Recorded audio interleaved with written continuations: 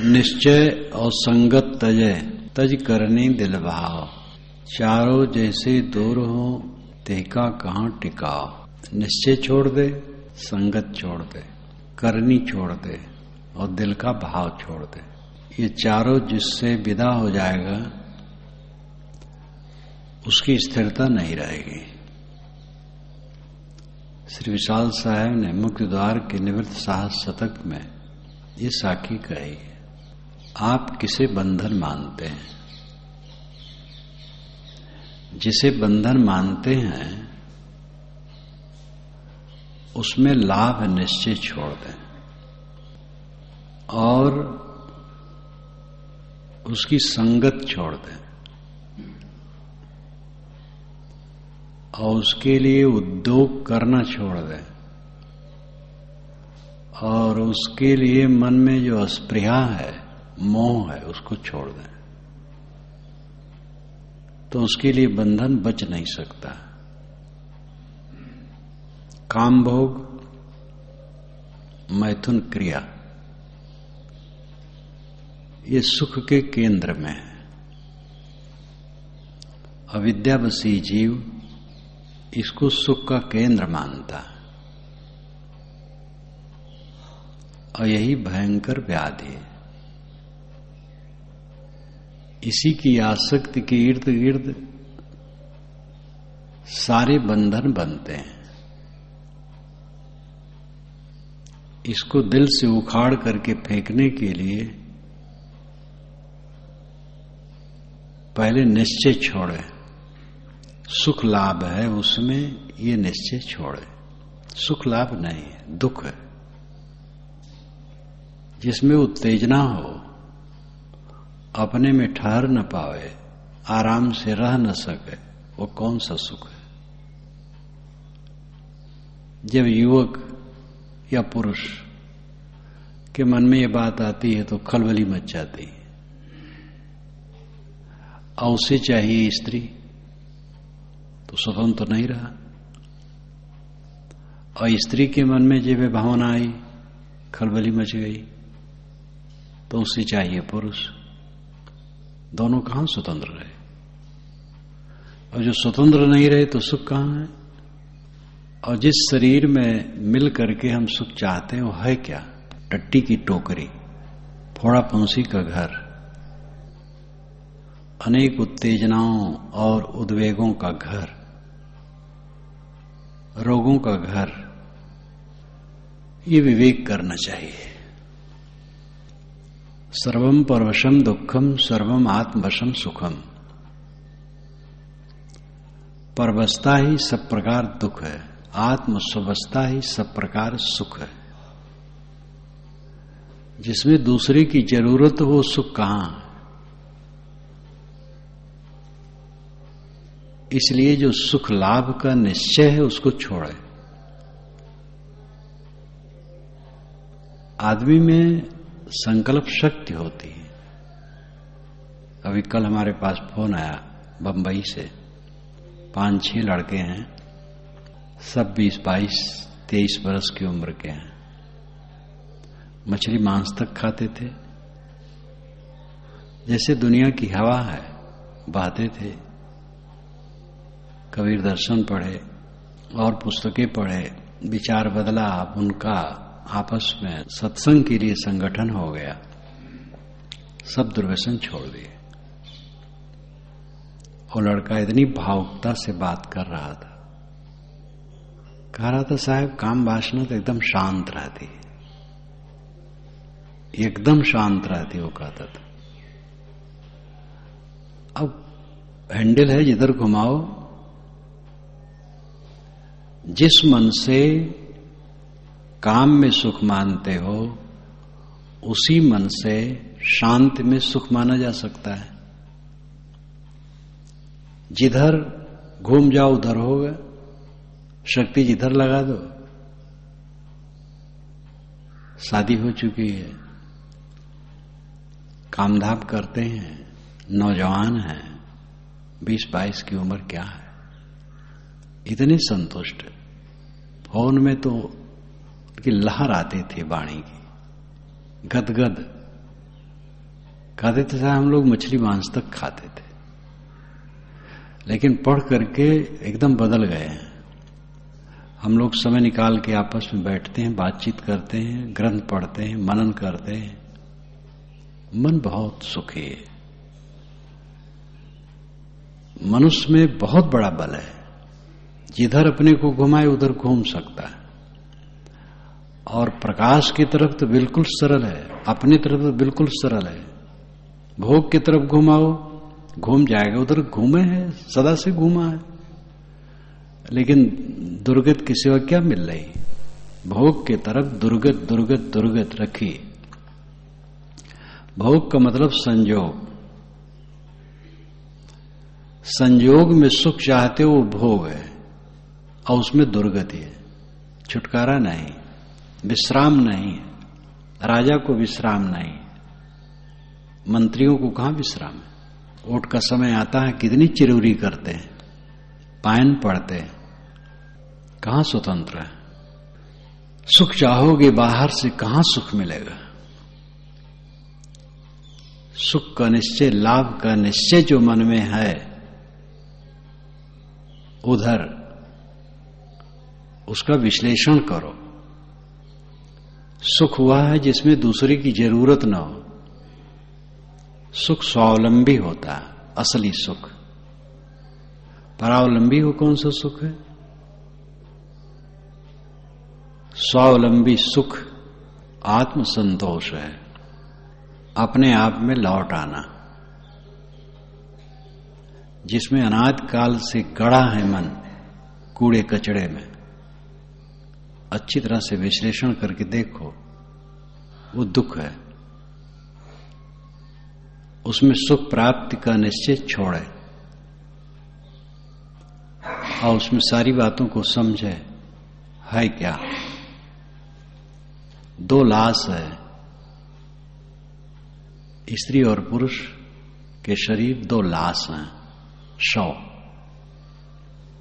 मुर्दा, टट्टी पेशाब की पोटली, फोड़ा फुंसी का घर, उत्तेजनाओं उद्वेगों का घर। क्या धरा है उसमें? बाबर ने लिखा है, बाबर बड़ा मेधावी था, शैतानियत थी, लेकिन योग्यता तो अद्भुत थी। जैसे अलेक्जेंडर, वो तो और बहुत बड़ा योग्य था, लेकिन शैतानियत थी। महान सिकंदर नहीं, शैतान सिकंदर था। अपनी महानता को शैतानियत में लगा दिया था। बाबर भी बहुत बड़ा बुद्धिमान, बहुत समझदार, लेकिन शैतानियत में लगाया था। एक बादशाह के लिए उसने लिखा है, वो दो हड्डी के पुतलों को लिए रहता है, एक लड़की एक लड़का, वो लिए रहता था हर जगह। दो हड्डी के पुतलों को लिए रहता है। उसको घृणा हुई उसके इस चरित्र से। तो स्त्री पुरुष का शरीर क्या है? लाश है। इस लाश में क्या रखा है? सुख लाभ का जो निश्चय है भोग में, उस निश्चय का विश्लेषण करो और उस निश्चय को छोड़ो। विश्लेषण होगा तो अपने आप छूट जाएगा। किसी वस्तु का जब तत्व विवेक होता है तो उसके बीच में जो अंधकार रहता है उड़ जाता है। हम विवेक नहीं करते हैं, इसलिए दुर्बल बने रहते हैं। विवेक जहां हमारा बलवान हुआ तो सारी दुर्बलता मिट जाएगी। मैंने तो देखा कि जब जब मुझे विघ्न बाधाएं आई तो मेरा विवेक और तेज हुआ। जब जब मेरे सामने कुछ ऐसे घटाटोप आए, मेरा विवेक और तेज हुआ और मुझे और बढ़िया रास्ता पर चलने के लिए बल मिला। और उसी में आदमी कायर हो जाता है जब, तो प्रतिक्रिया में पड़ करके उलझ जाता है। प्रतिक्रिया में न उलझना चाहिए, अपने विवेक को जगाना चाहिए। सुख लाभ निश्चय जहां हम माने हैं ये इंद्रियों के भोग में, सम्मान में, वो रोग है, दुख है। कोई शब्द से कह दे तुम बड़े हो, क्या मतलब होता है? आरती उतार ले, हाथ जोड़ ले, क्या धरा है? कर लिया, उसकी भावना है, लेकिन उसमें हमारा लाभ नहीं है। पद में क्या धरा है? सेवा करना है। इंद्रियों को घिसने में क्या धरा है? मूर्खता की सेवा। निश्चय त्यागे, त्यागे क्या? त्याग हो जाता है।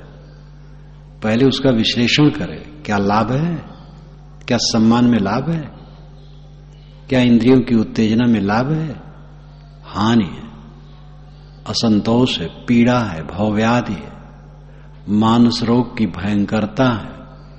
ये बात जब विश्लेषण पूर्वक समझी जाएगी तो सुख लाभ का निश्चय हट जाएगा। लेकिन ये जब निरंतर चले, रोज रोज चले, तब जड़ से वासना उखड़ेगी और संगत तजे।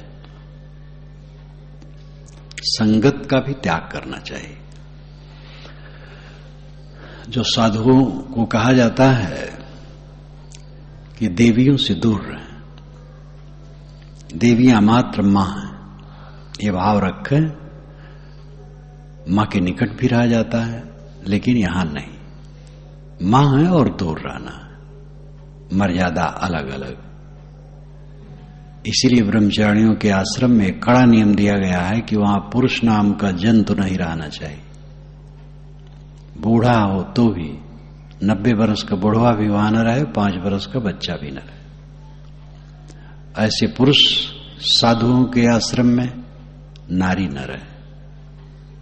सत्संग के लिए पुरुष आश्रम में नारियां गई, सुनी, चली गई। नारियों के आश्रम में पुरुष भी सत्संग के टाइम पर गए, सुन लिए, चले गए, बात अलग है।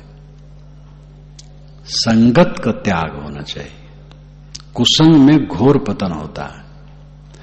शिक्षा जब से बढ़ी है, घोर पतन बढ़ा है, व्यभिचार बढ़ा है और भावुकता पूर्वक विवाह बढ़ा है, और उसके पश्चात तलाक बढ़ा है और रोना बढ़ा है। और उसमें अपना कुछ गुण भी समाज शास्त्री मानते हैं। प्रेम हो जाए, विवाह कर ले, दहेज प्रथा खत्म हो। अब विवेक से हो तो बहुत बढ़िया है। बिना विवाह के तो लोग रह नहीं पाएंगे। विवाह करना उचित है। अब अगर प्रेम हो जाए और विवाह कर लें और दहेज के चक्कर न रहे और आगे सुख से रहें तो बहुत बढ़िया है। लेकिन ज्यादातर जो प्रेम विवाह का चक्कर है, सफल बहुत कम होता है। कुछ होता है लेकिन ज्यादा नहीं होता। ज्यादा फिर दुख होता है। और जो सामाजिक नियम के विरुद्ध होता है उसमें और, क्योंकि लड़की और लड़का का जो विवाह होता है वो केवल लड़की लड़का विवाह तो होते हैं, दो परिवारों और उनकी श्रृंखलाओं का मानव विवाह होता है। लड़की लड़का के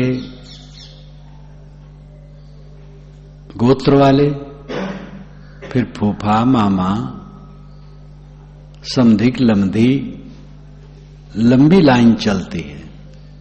दोनों तरफ का पुंगरा जुड़ता है और सब के सब इतना विचारवान हो जाए तत्काल बड़ा मुश्किल है कि जात पात कुछ नहीं। कटुता बढ़ जाती है, छोड़ा छोड़ी बढ़ जाती है। जब एक IAS अफसर जो शेड्यूल कास्ट के थे, एक ब्राह्मण लड़की से शादी हो गया। अब ब्राह्मण भी कितने सोचते हैं भाई वो प्रेम करती तो हम करें क्या, मजबूरी भी है। और फिर ये भी सोचते हैं एक IAS अफसर लड़का मिला, कलेक्टर है, कमिश्नर है, अच्छा। लेकिन वो जब ससुराल जाता तो उसके ससुराल के आदमी फोन कर देते अपने संबंधियों में कि 3 दिन दामाद रहेंगे घर पर, तो 3 दिन तक कोई नहीं आता, क्योंकि दामाद शेड्यूल कास्ट का है। भयंकर पीड़ा, उसको बड़ी पीड़ा हुई। और उसके पिता ने उसको डांटा था कि ऐसा ना करो, नहीं माना तो कहा घर से निकल जाओ, तो निकल गया था। फिर वो रोता था कि पिताजी जो कहे थे वही करता तो अच्छा होता। तो गुण दोष सब में होता है। समाज शास्त्रियों की सूझ भी ठीक है, लेकिन विघ्न बाधाएं भी हैं। तो खास बात तो यहां यह है कि विरोधी आलंबन की संगत में विकार बढ़ेंगे। स्त्री पुरुष की संगत में विकार बढ़ेंगे और कुसुम से ऐसा हो जाता है कि माताएं कितनी क्षुब्ध हुई हैं पुत्रों पर अपने, और भाई बहन का क्षोभ तो रहा ही समय समय से घटते रहता है। और भी जो संबंध है, भांजी और फूफी की लड़की और किससे किससे विकार बढ़ना, इसलिए संगत से दुराव होना चाहिए। कुसुम से रहित रह करके साधारण इंसान भी सरलता से रह सकता है, और कुसुम करके बहुत समझदार आदमी भी विचलित हो सकता है। जो विरक्त साधक हैं उनको तो, स्त्री अगर विरक्त है तो पुरुष से, और पुरुष विरक्त है तो स्त्री से दूर रहना ही चाहिए। गृहस्थ को भी दूर रहना चाहिए। कितने मालिक नौकरानियों में घिसोहर करके पतित होते हैं। तो जो क्लेश बढ़ता है, कोई चीज छिपती तो है नहीं, तो उनके घर में जो अशांति होती है और जो समाज भ्रष्ट होता है, परिवार भ्रष्ट होता है, लड़कों के संस्कार खराब। अब मालिक महोदय लंपट है, कुसंग में पढ़ करके लंपट हो गए, उनकी पत्नी दुखी, बच्चे जवान हो गए, वो दुखी, पूरा घर का संस्कार ही चौपट हो जाता है। कुसंग ऐसा है, जलती आग की तरह है, जो स्पर्श करते ही जला देता है। इसलिए संगत तजय। जो गृहस्थ ब्रह्मचर्य पूर्वक रहना चाहते हैं वो एक कमरे में दोनों न रहें। जहां तक बन सके, अगर घर के परले तरफ कमरा हो सके तो उधर रहें, और एक कमरे में तो बिल्कुल न रहें। एकांत लोकांत ज्यादा घनिष्ठता करने की चेष्टा न करें। और ये सब साधना चाहिए। बाल पक गए, बुढ़ा गए, क्या उसमें लिप्त होकर के होगा? नरक के सिवा। संयम साधना से रहना चाहिए। ऋषियों ने बताया था 50 वर्ष के हो जाओ, वानप्रस्थी हो जाओ। वानप्रस्थ ब्रह्मचर्य ही, वानप्रस्थी नियम में आया है, स्त्री पुरुष दोनों ब्रह्मचर्य व्रत पालन करें। संगत तजय, निश्चय और संगत तजय। तज करनी तजय, मिलने की चेष्टा, व्यवहार करने की चेष्टा, उधर उद्योगशील होना, ये छोड़ दे। दिल भाव, और दिल में जो ललक है, अनुराग है, मोह है उसको विवेक से काटे। चारों जैसे दूर हो तो एका कहां टिकाओ। ये चारों जिसके दिल से दूर हो जाएंगे उसका बंधन नहीं रह पाएगा। ये बिल्कुल वैज्ञानिक तथ्य है। साधना से रहने के लिए जरूरी है सर्वांग लेकर के चले। खेती करना है तो वहां सर्वांग लेना है। खुरपी तक की जरूरत है, ये बहुत छोटी सी होती है, निदाई में वही काम देती है। खुरपा घास छिलने में काम देता है। फावड़ा अपनी जगह पर ठीक है। हल, ट्रैक्टर जो हो, खाद पानी बीज, छोटी छोटी टोकरी की जरूरत है। जब यहां जमीन ली गई तो निहालपुर के एक संत रहे रामदास जी, रामदास नाम रहा या क्या, बड़े बड़े बढ़िया स्वभाव के रहे। कहीं आश्रम बनाना पड़ेगा, टोकरी भी लाना पड़ेगा, कुदार भी लाना पड़ेगा, बहुत झंझट करना पड़ेगा। तो बड़ी हंसी हुई। हम कहे टोकरी और कुदार में पड़े हो? अरे वो ट्रक ट्रक ईंटा मंगाना पड़ेगा, लोहा मंगाना पड़ेगा, सीमेंट मंगाना पड़ेगा। तो कोई काम करने के लिए सर्वांग की जरूरत है। भोजन बनाना है, भोजन में सर्वांग की जरूरत, हर छोटी बड़ी चीज की जरूरत है। साधना में जितने छोटे बड़े अंग हैं सबको लेकर के चलने से साधना परिपक्व होती है। जो लोलुप होगा खाने पीने में, क्या साधना करेगा? खाने पीने में उदास होना चाहिए, सादा और संयत। सादा भोजन में सदैव मन रखो, चटपटेदार, चोख चटकार, तरी भुनी चीजों के प्रति मन न रखो, सादा। कभी ऐसी चीज हो थोड़ा खा लिए, लेकिन बराबर की चीज सादा भोजन और कम खाना सदैव। आदमी कड़ी भूख लगने पर खाए और सुपाच्य सादा खाए और थोड़ा कम खाए और चित्त प्रसन्न रखे, तो इससे बड़ी उपलब्धि और कुछ नहीं होगी। कड़ी भूख लगने पर खाना, ये बहुत ध्यान देने योग्य है। भोजन के समय कड़ी भूख लगना चाहिए। कड़ी भूख नहीं लगी है तो गलत हुआ है, और इसी गलती का आगे सुधार कर ले। कड़ी भूख लगने पर खाया जाए, सुपाच्य खाया जाए, स्वच्छ खाया जाए और कम खाया जाए थोड़ा, और मन प्रसन्न रखा जाए, तो ब्रह्मचर्य भी ठीक रहेगा और मन में शांत रहेगी, नींद भी आएगी, टट्टी भी साफ उतरेगी, सब बढ़िया रहेगा। ऐसी किताबें न पढ़ो जिससे मन में उत्तेजना आए, ऐसे रूप मत देखो, ऐसे स्पर्श मत करो, ऐसे गंध मत सूंघो, ऐसे शब्द न सुनो। इन सब से अपने को बचाओ। निश्चय और संगत तजे तज करनी दिल बहाओ, चारों जैसे दूर हो तेका कहां टिकाओ। जिसको बंधन समझते हैं, किसी में मोह ज्यादा है, तो समझ लो मोह में निश्चय न करो, रखो। समझ लो कि मोह का जो निश्चय है गलत है, उसको त्याग दो और संगत त्याग दो, उससे घनिष्ठता त्याग दो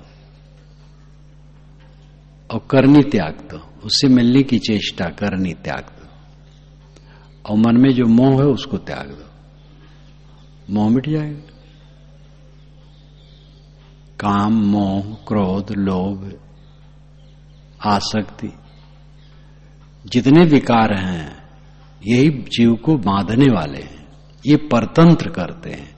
अगर हमारे मन में क्रोध है किसी के लिए तो हम परतंत्र हैं, काम भावना है तो परतंत्र है, लोभ है तो परतंत्र है, मोह है तो परतंत्र है, ईर्ष्या है तो परतंत्र है। दुखी रहते हैं तो इसका मतलब ही है मनोविकार है तब दुखी रहते हैं, परतंत्र है। पूरी परतंत्रता मिट जाना जीवन की ऊंचाई है। परतंत्रता कौन बनाता है? मेरी अपनी कमजोरियां।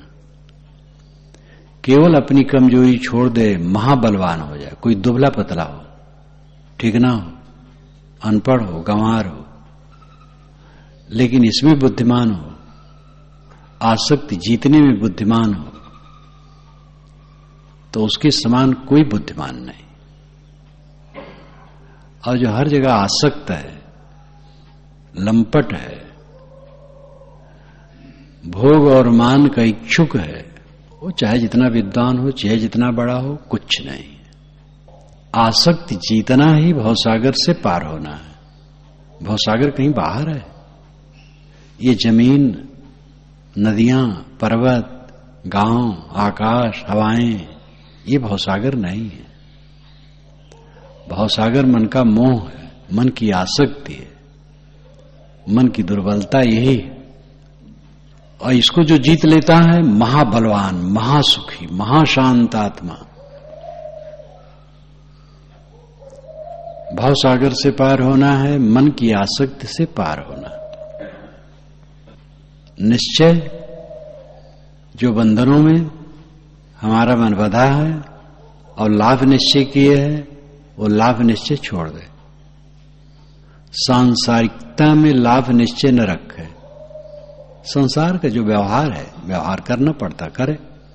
संसार और सांसारिकता में फर्क है। संसार में तो सब रहते हैं और संसार का व्यवहार भी करना है। सांसारिकता का अर्थ है संसार में आसक्ति। भौतिकता और भौतिक पदार्थ में अंतर है। भौतिक पदार्थ का उपयोग तो सब करते हैं, भौतिकता नहीं होनी चाहिए, यानी भौतिक वस्तुओं में चिपकाहट नहीं होनी चाहिए। जो भोग और मान में सुख निश्चय है, इस सुख निश्चय को छोड़े और उस सुख की प्राप्ति के लिए जो संगत की जाती है वो संगत न करे और ऐसा परिश्रम न करे और ऐसा मन में मोह न रखे, तो सब आसक्ति खत्म हो जाएगी। निश्चय और संगत तजे तज करनी दिल भाव। निश्चय नहीं, सुख लाभ निश्चय।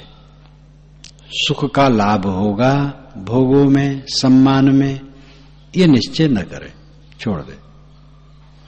और इसी संगत छोड़ दे और ऐसी चीजों को पाने के लिए परिश्रम छोड़ दे, पुरुषार्थ, और दिल का भाव मोह छोड़ दे, तो फिर उसका बंधन कट जाएगा। जहां जहां हमारा मन बंधा हो, जहां जहां से हमें पीड़ा मिलती हो, वहां वहां सब के लिए नुस्खा है, क्योंकि ये एक जगह के लिए नहीं है, कहीं के लिए भी हो। जहां जहां हमारा मन बंधा है, वहां वहां से हमें निश्चय, संगत, करनी, मोह, ये चारों को छोड़ना चाहिए। ये असली भजन है। राम रहीम कहना तो एक ऊपरी भजन है। पूजा पाठ करना एक ऊपरी भजन है। उससे भी थोड़ी सात्विकता मिलती है, और सात्विकता मिलती है तो धीरे धीरे बुद्धि सुधरती है, तब ये विवेक वैराग में मन लगता है। इसलिए जो छोटे छोटे साधन है नाना मतों के, वो व्यर्थ नहीं है, लेकिन उतने ही में अगर लगा रह गया तो सफलता नहीं है। सफलता जब विवेक जगे, बंधनों की जड़ को खोद करके फेंक देने की शक्ति जिससे आती है, उसकी बुद्धि होनी चाहिए। और विवेक से ही यह सब बात समझ में आएगी। साधु संगति, सत्शास्त्रों का अध्ययन, चिंतन, ध्यान से ये शक्ति बढ़ेगी, और इस शक्ति के बढ़ने पर हमें सार का कुल पता लगेगा और हम बंधनों को तोड़ करके कृतार्थ हो सकेंगे।